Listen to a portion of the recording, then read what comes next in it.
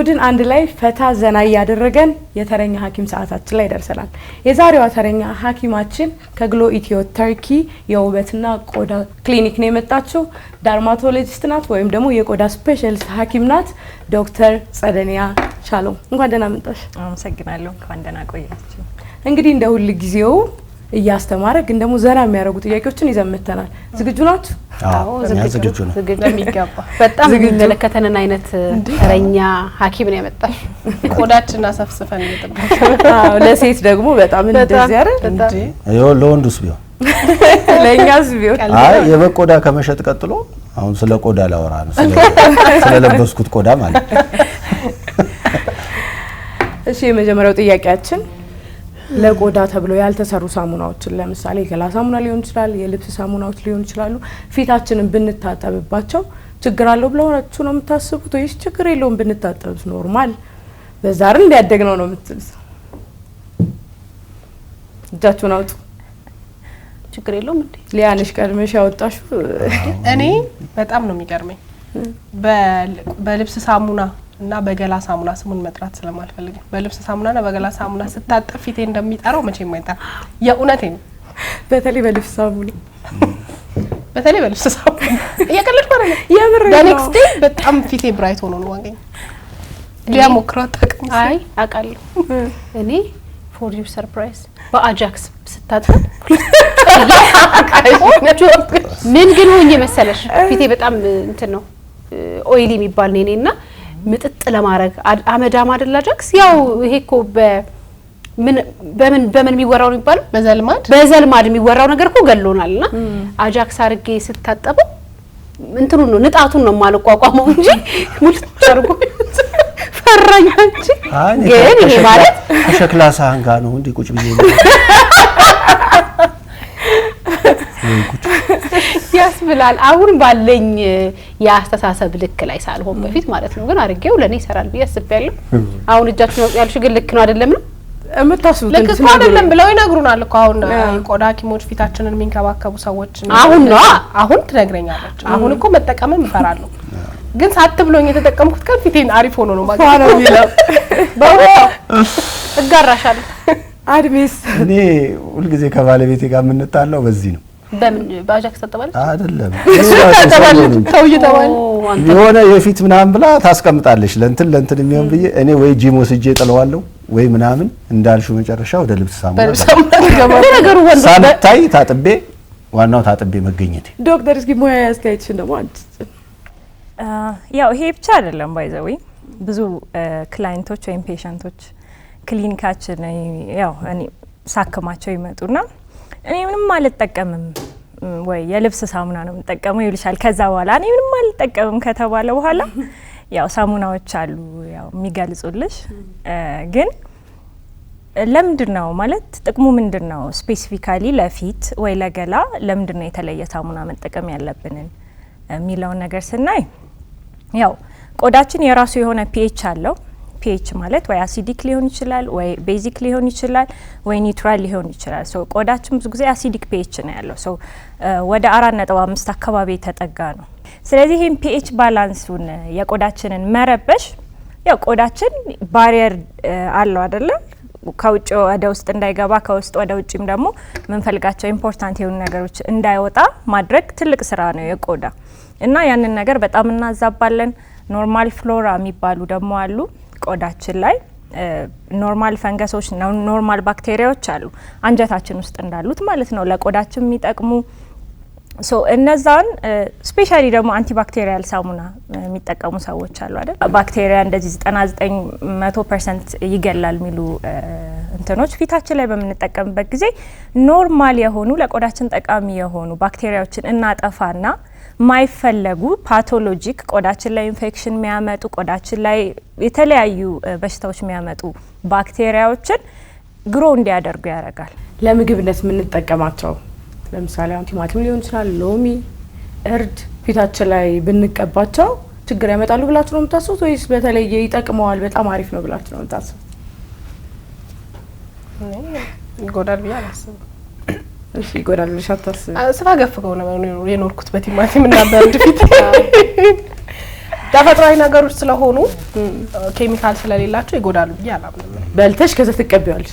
አይ አረን ያልበላውም ከመብላቴ በፊት ፊቱ አስተርፍ ነው የምትበላው። እሺ ሊያይስ እኔ ማመጣጠኑ ይመስለኛል።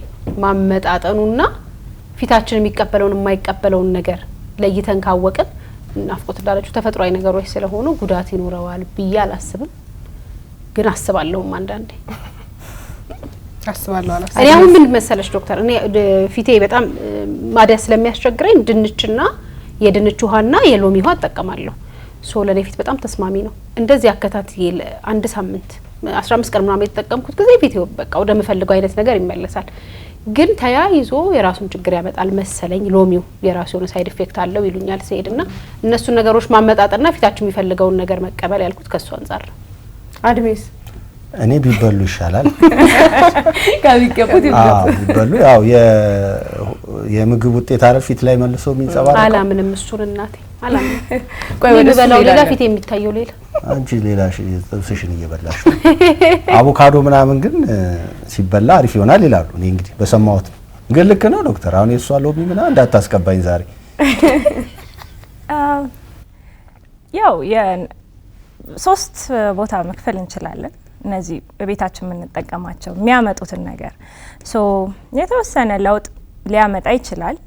ከዛ ደግሞ ምንም ለውጥ ላይ ያመጣ ይችላል። ከዛ ደግሞ ጉዳት ደግሞ የሚያመጡ ቤታችን የምንጠቀማቸው ነገሮች አሉ።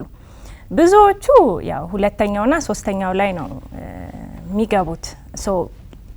ብዙ ያው ሪሰርቾች በጣም ብዙ ነገሮች ላይ ይሰራሉ።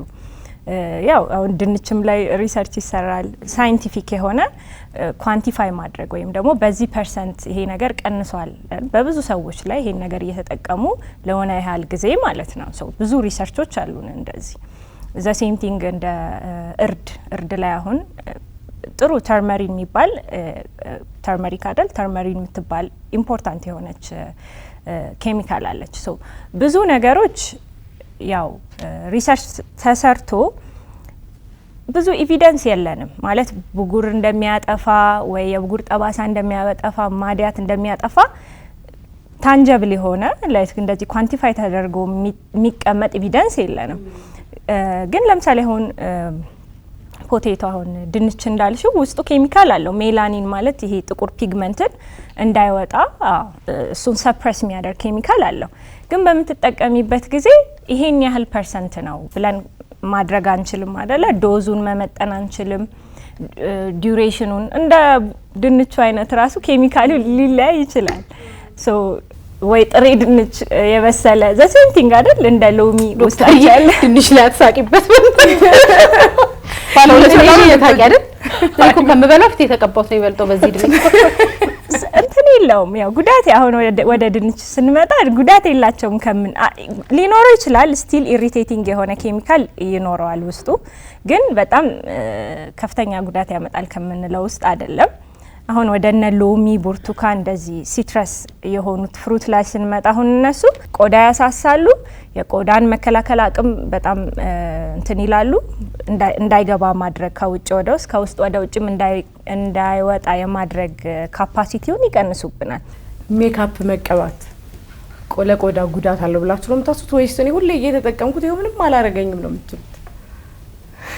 ሜካፕ መቀባት ጉዳት ቢኖረው ሊያ አድቤ በቃ በተራ ትመልሳላችሁ። ሜካፕ ጉዳት አለው። ሜካፕ ጉዳትማ ባይኖረው በቃ ለፊታችን ፊታችሁን ፕሮቴክት ያደርገዋል ተብሎ እንደሚሸጡ አይነት ነገሮች እየታሸጉ ይሸጡልን ነበር ብዬ ነው የማስበው። ምክንያቱም የሜካፕ ፕሮዳክቱ ላይ የሚጻፈው ነገርና እዛ ላይ ፊታችን ለማስተካከል የሚጻፈው ነገር ላይ ምንም አይነት የግብአት እንትን የላቸው፣ ተመሳሳይነት የላቸውም። ስለዚህ ሜካፕ በጣም ጉዳት አለው። ስለሱ ምስክር ከኔ በላይ የለም። አድቪስ እኔ ደግሞ ዶክተር እንዳለችው መምረጥ ነው እንጂ ጉዳት ላይኖረው ይችላል። መርጠን ካልተቀባ ነው ጉዳት ይኖረዋል። ለኛ ፊት የሚስማማውን ግን አውቀን ከተጠቀምነው ጥቅም የሚኖረው ይመስለኛል። ናፍቂስ እኔ ጉዳት ያለው አይመስለኝም። ምናልባት አከታትሎ መጠቀሙ ሊሆን ይችላል ወይም ደግሞ ምን መርጣቸው ፕሮዳክቶች እና ደግሞ በአግባቡ ሪሙቭ አለማድረግ ይመስለኛል እንጂ ሜካፕ በራሱ ጉዳት ያለው አይመስለኝም። እኔም እንዳንቺ ነው ማስበው። በአግባቡ ሪሙቭ ካደረግን ከዛ ደግሞ ኳሊቲ ያላቸውን የሜካፕ ፕሮዳክቶች ከመረጥን ይጎዳል ብዬ አላስብም። ዶክተርስ ህክምናው ምንድነው የሚለው? ያው ሜካፕ ላይ ብዙ ኬሚካሎች አሉ ውስጣቸው። ቅድም እንዳወራ ነው ሲምፕሊሲቲ ቆዳችን ላይ ብዙ ኬሚካል ባናደርግበት የተሻለ ነው። በትንሽ በሲምፕል ትሪትመንት ትሪት ብናደርግ የተሻለ ነው። ሶ ሜካፕ በምንጠቀምበት ጊዜ ያው አዲሽናል ብዙ ያው ታውዘንድስ ሊሆን ይችላል ኬሚካል ሊስቱ አድ እናረጋለን ቆዳችን ላይ። ቆዳችን በተለይ ጤነኛ ካልሆነ ኦፍ ኮርስ ኦልሬዲ ኢሪቴትድ የሆነ ብሬክ ካለ ቆዳችን ላይ ክፍተት ካለ ወደ ውስጥ ይገባሉ፣ ዳሜጅ ያደርጋሉ፣ ቆዳን የመከላከል አቅሙን አፌክት ያደርጋሉ። ግን እንደ ሜካፕ አይነት ኦብቪየስሊ ይለያያል። እንደ ሜካፕ አይነት በጣም ይለያያል። ከዛ በኋላ ደግሞ እኛ ስኪናችን ላይ የምናደርገው ኬርም ማተር ያደርጋል። ብዙ ጊዜ ችግር አለው የሚባለው ደግሞ ለምንድን ነው? ለምሳሌ ሜካፕ ዛሬ አፕላይ ጧት ካደረግሽ ከዛ ሰንስክሪን በየ2 ሰዓቱ አፕላይ ለማድረግ ይከብዳል አይደለ? ወይ ደክሞን እዛው እንደተቀባሽ ልንተኛ እንችላለን። እንደዛው ሳትታጠቢ ልተኝ ትችያለሽ እና ሪፒትድ በሚሆንበት በየቀኑ አፕላይ በምናደርግበት ጊዜ ደግሞ ሜካፑን በደንብ ሪሙቭ የሚያደርግ ፕሮዳክት መጠቀም ሊያስፈልግሽ ይችላል። 2-3 ሪሙቭ መታጠብ ሊያስፈልግሽ ይችላል። እነዚህ ሁላ ኢሪቴት ሊያደርጉ ይችላሉ። ዋናው ግን አጠቃቀምን ማወቅ፣ የምንጠቀማቸውን ፕሮዳክቶች ማወቅ መወሰን። ከዛ በኋላ ስኪን ኬር ደግሞ በጣም ኢምፖርታንት ነው። ዳሜጅ ሎንግ ተርም ዳሜጅ እንዳይኖረው ማለት ነው። ቦቶክስ መጠቀም የጀመረ ሰው መሀል ላይ ቢያቆመው ይጨማደዳል ወይ ደግሞ ቆዳው እንዲያረጅ ያደርገዋል ሞር የሚባለው ነገር ታምኑ? አድሚክ ስለ ቦቶክስ ታውቃለህ? ቦቶክስ ምንድን ነው? ትንሽ ታውቃለህ? ሙሌቱ ነው። ያው ልክ ነህ።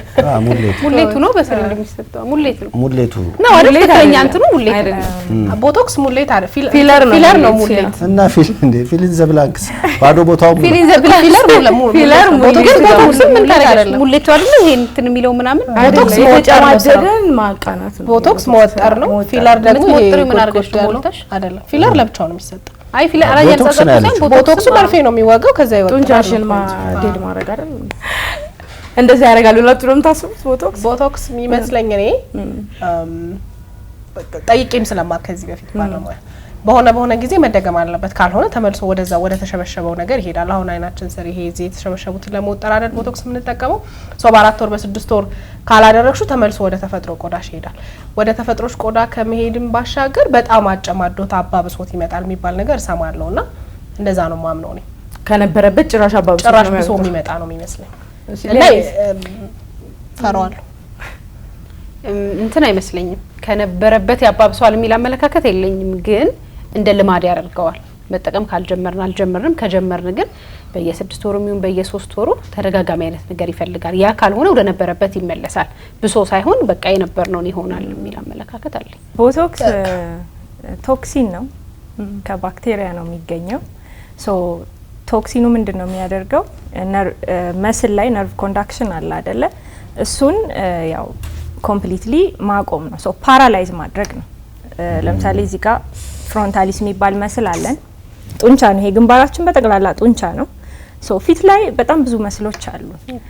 እዚህ ይሄ ጡንቻ ነው። እዚህ ጋር አይን ዙሪያ ያለ መስል አለ፣ ጡንቻ ነው። ስንስቅ ወይ አይናችን ስንከድን ስንገልጥ ያለው መስል የሚጠቅመን ማለት ነው። ዘ ሴም ቲንግ ስንስቅ እዚህ ጋር መስሎች አሉን። አንገታችን ሙሉ ይሄ ራሱ መስል ነው፣ ጡንቻ ነው። እሱን ፓራላይዝ ማድረግ ነው። መርጠን የሆነ ስፔሲፊክ መስል ላይ ኢንጀክት በምናደርግበት ጊዜ በምንወጋበት ጊዜ ያ መስል ፓራላይዝድ ይሆናል። ስለዚህ ማንቀሳቀስ እጅህ አሁን ፓራላይዝድ ቢሆን እንዴት ነው ይዘህ ነው አሁን ታንቀሳቀሰው? ዘ ሴም ቲንግ እንደዛ ይሄኛውም ወደ ላይ ብትል እንዲህ እንድትል የሚያደርግ እዚህ ጋር ያለው መስል ፓራላይዝ ከሆነ አይንቀሳቀስም ማለት ነው። ስለዚህ ውጥር ያለ ምስል የሚሰጠን እሱ ነው። ፊታችን ያልተጨማደደ ምስል የሚሰጠን እሱ ነው ማለት ነው። ብዙ ጊዜ በፌሻል ኤክስፕሬሽን ወይም በምናወራበት በምንናገርበት ጊዜ ነው እነዚህ ላይኖች የሚወጡት። ስለዚህ ስለማይወጡ ውጥር ያለ አይነት ሴንስ ይሰጠናል እንጂ አክቹአሊ እንደዚህ የመወጠር አይነት ስራ አይሰራም። ግን ፓራላይዝ ያደርጋል። በየትኛው የእድሜ ክልል ነው ግን መደረግ አለበት ተብሎ የሚታሰበው? አሪፍ ጥሩ ሚስኮንሰፕሽኖች አሉ። ብዙ ለምሳሌ ዌስተርን ላይ early በጣም ይጀምራሉ ምንም ላይን መታየት ሳይጀምር እንዳይወጣ ማለት ነው። ለምሳሌ እዚህ ጋር ኖርማሊ ኤኒ ህፃንም ልጅ እንዲህ ሲል ይሸበሸባል አይደል? ሶ early 20ዎች ውስጥ 10 ቤቶችም ውስጥ ሆነው ይጀምራሉ። ያው ሮንግ ነው። ሶ የሚመከረው ለምሳሌ ትንንሽ ፋይን ላይኖች መታየት ከጀመሩ ኦኬ እንዲህ ስቲ ብቻ ይመጣ የነበረው መስመር ሪላክስ ስታረጊ ስቲል መሸብሸብ የሚመጣ ከሆነ የዛኔ መጀመሪያ ያስፈልገናል ማለት ነው እንዳይወጣ ለማድረግ ሎንግ ተርም። ግን እንደተባለው በየ6 ወሩ ይሄ የጡንቻው መልሶ መንቀሳቀስ ይጀምራል። ስለዚህ ያው በየ6 ወሩ ይፈልጋል ከ4 እስከ 6 ወር ይፈልጋል። ሳይድ ኢፌክትስ ሳይድ ኢፌክት አለው ወይስ ሳይድ ኢፌክት? ያው ሳይድ ኢፌክቱ እንደ ቦታ ይለያያል። ብዙ ሳይድ ኢፌክት ያለው ትሪትመንት አይደለም እና ኤክስፒሪየንስድ የሆነ ሐኪም ብዙ የሚሰጥ ከሆነ ያን ያህል ሳይድ ኢፌክቱም ይቀንሳል ከኤክስፒሪየንስም ጋር የተያያዘ ስለሆነ። ሶ ፔኑ አንዱ ሳይድ ኢፌክት ነው። መርፌ ስለሆነ ስትወጊ ያለው ፔን ይሆናል። ከዛ ውጪ እዚህ አካባቢ አንዳንዴ እቺ ሊፍት ለማድረግ አይብሮ ሊፍት ለመስራት እዚች ላይ ኢንጀክሽን ሰጣለን ትንሽ ሊፍት ያደርገዋል።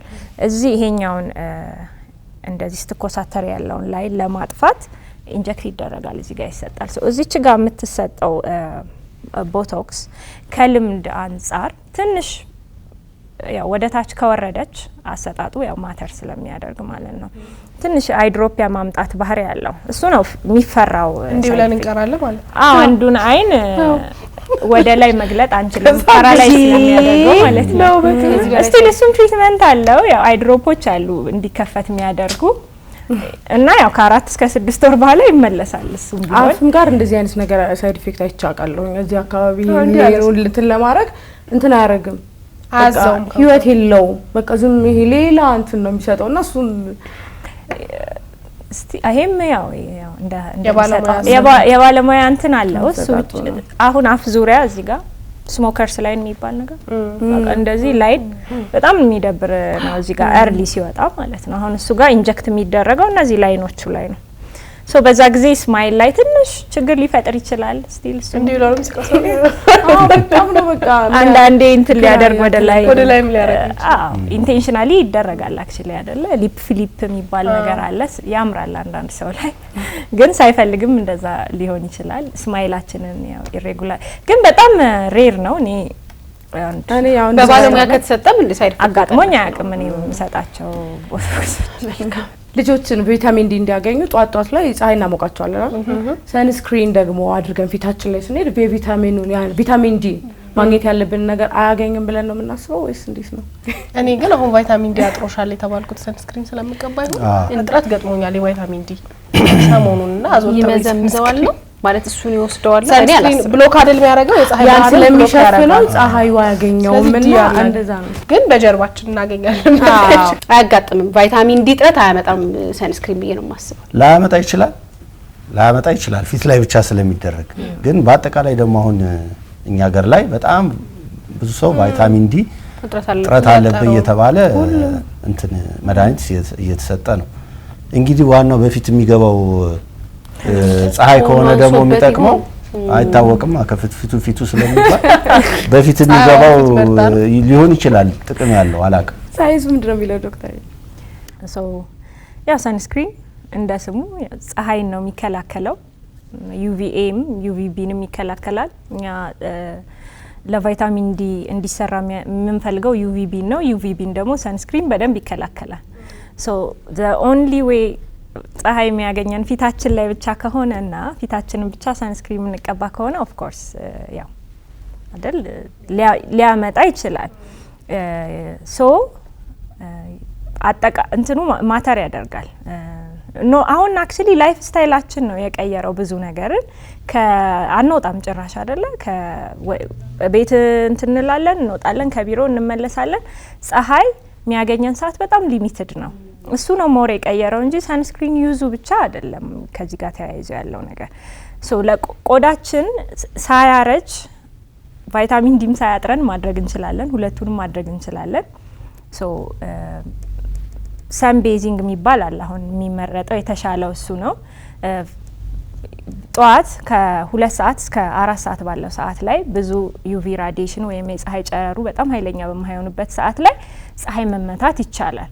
አትሊስት ትክክለኛ ቫይታሚን ዲ እንዳያጥረን በቀን 20 ደቂቃ የሚያክል 35% በላይ የሚሆን ሰውነታችን መመታት አለበት። ፊታችን ብቻ አይደለም። ሶ እንደውም የሚመከረው ሰፋ ያለ ቦዲ ሰርፌስ ኤሪያ የሆነ ነገር ላይ ተኝተን ሊሆን ይችላል። ጀርባችንም ታፋችንም ነው ሰፋ ያለ ቦዲ ሰርፌስ ኤሪያ። ልብሳችንን ቀንሰን አውልቀን ሰንቤዝ ማድረግ ፀሐይ ላይ መተኛት እንደማለት ነው። ሶ በቀን 20 ደቂቃ በሳምንት 3 እና ከ3 ቀን በላይ ካደረግን ቫይታሚን ዲ ሌቭላችን ጥሩ ነው የሚሆነው። ሶ ፊታችን ብቻ አይደለም ኤኒ ፓርት ኦፍ ዘ ቦዲ በቫይታሚን ዲ መመረት ይችላል። ጥያቄዎቻችን ተገባደዋል። እንግዲህ እናንተ ደግሞ መጠየቅ የምትፈልጉት ነገር ካለ ዶክተር መጠየቅ ትችላላችሁ። አለሽ ጥያቄ? አይ ዩቪ ስትል ነበር ቅድምና ዩቪ ሰንስክሪን ከስልክ ከኮምፒውተር ላይት የሚከላከልልና እንደዛ ስለሚባል በጣም አሪፍ በጣም ቤስት ጥያቄ ነው።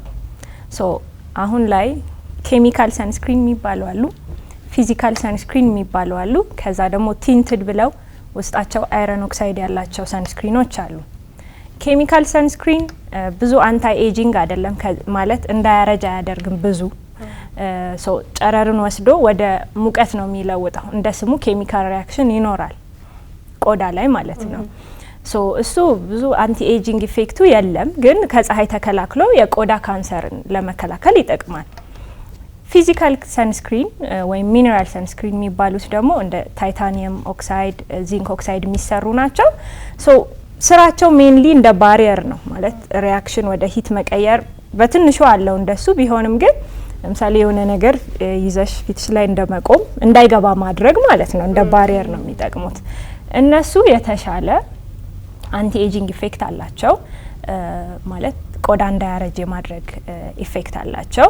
ከዛ በተጨማሪ ደግሞ አሁን ሚኒራል ሆነው ከዛ በኋላ ውስጣቸው አይረን ኦክሳይድ ያላቸው ሰንስክሪኖች አሉ።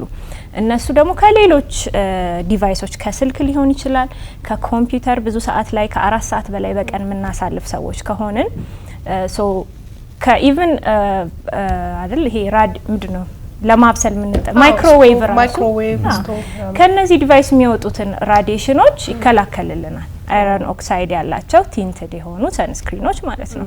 ሶ ዘ ቤስት አሁን ላይ አንቲ ኤጂንግ ምንፈልግ ሰንስክሪን ምንፈልግ እንዲሁም ኤኒ የቆዳ ችግር ያለብን ሰዎች ሮዜሻ የሚባላላ የፀሐይ ብጉር በተለምዶ የሚባለው ሜላዝማ ማዲያት ያለብን ሰዎች መጠቀም ያለብን ሰንስክሪን ሚኒራል ሰንስክሪን ከዛ በኋላ ቲንትድ መሆን አለበት ማለት ነው። እሺ ዶክተር ስቱዲያችን ድረስ መጥተሽ እውቀትሽን ስላጋራሽን እጅግ አድርገን እናመሰግናለን። እኔም በጣም አመሰግናለሁ። ተረኛ ሐኪማችን ይሄን ይመስል ነበር። ሳምንት በሌላ ተረኛ ሐኪም እንገናኛለን።